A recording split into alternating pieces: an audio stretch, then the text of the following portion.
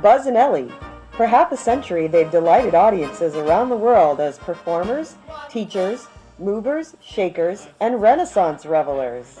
But today, we go back to the beginning to see how two crazy kids from Middleboro, Massachusetts found the secret to anniversary gold as we go behind the Muttock with the Osbornes.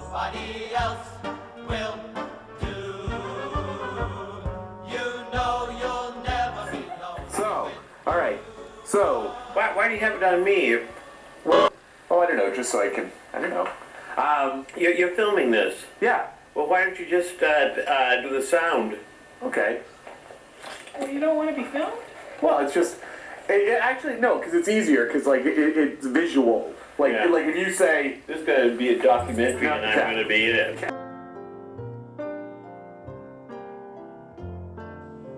Our story begins in 1620 with the arrival of the Pilgrim settlers in Plymouth. Led by noted arts enthusiast Governor William Bradford, who leading historians agree had thick, lustrous hair and was almost certainly a Democrat.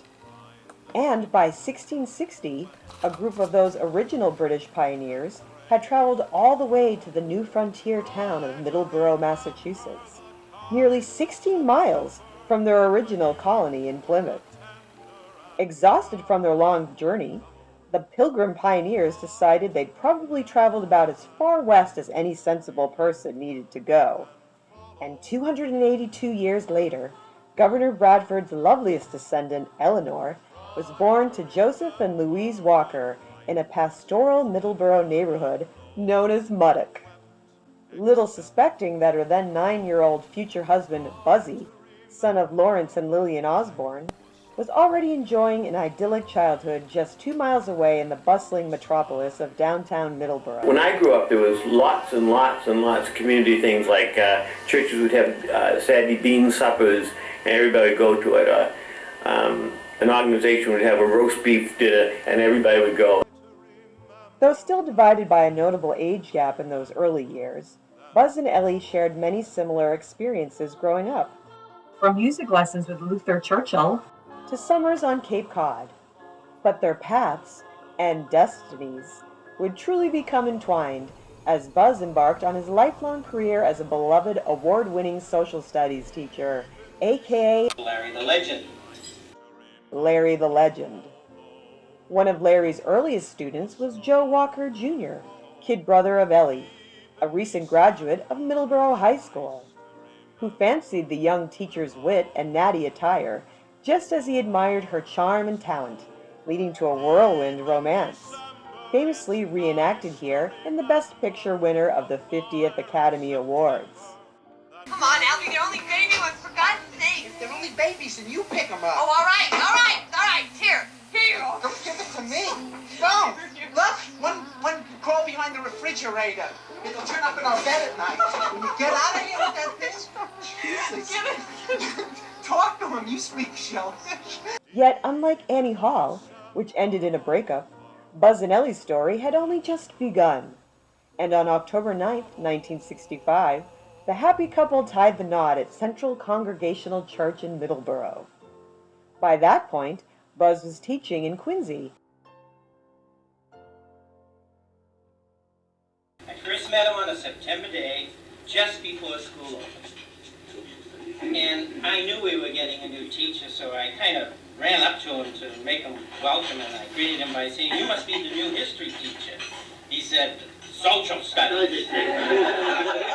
So the newlyweds settled into a love nest on Museum Road in Boston, until, 2 years later, Ellie had an opportunity to sing The Messiah with the Handel and Haydn Society, followed shortly thereafter by the birth of her first son, Andrew.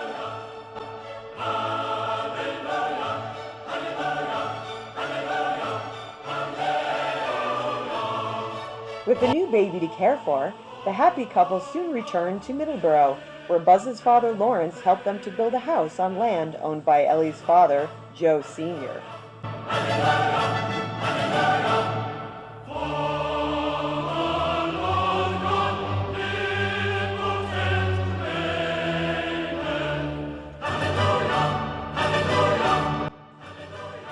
began work as a nurse while Buzz continued teaching. And then, in 1969, their second child, Jonathan, was born.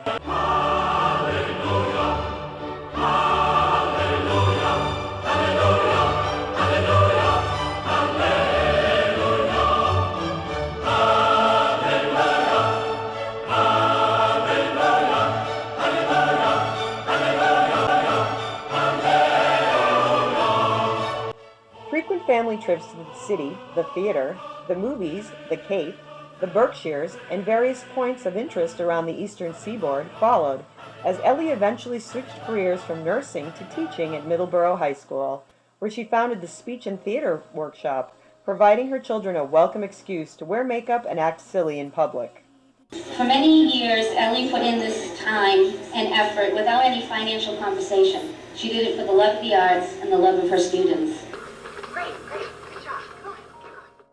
As educators, Buzz and Ellie were happy and proud to see both of their children thrive in the Middleboro school system and head off to college.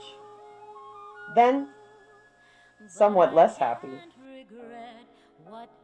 Then very happy again, as both sons actually managed to graduate college and head off to the West Coast to pursue careers in the entertainment industry.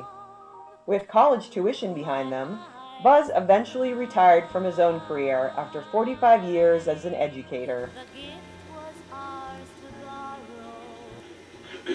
45 years of service, that's unbelievable when you think of it. A man who has dedicated his entire life to his profession. And sometimes we take that for granted, but Larry did that so well. Can't forget, won't regret what I did for love. What I did for love. What I did for love. And, knowing a good thing when she saw it, Ellie quickly followed Buzz into retirement. However, though teaching was now behind them, slowing down wasn't in the cards, as Buzz and Ellie embarked on new projects and adventures. What they're trying to do is to find the passion in their life.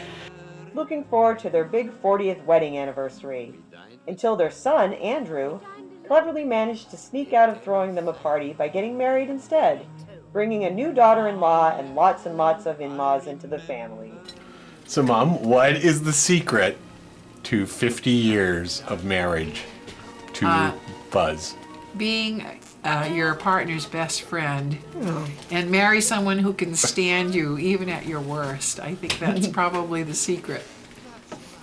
Dad, what is the secret to 50 years of blissful marriage? The secret is to find the right woman. Oh, that's very nice.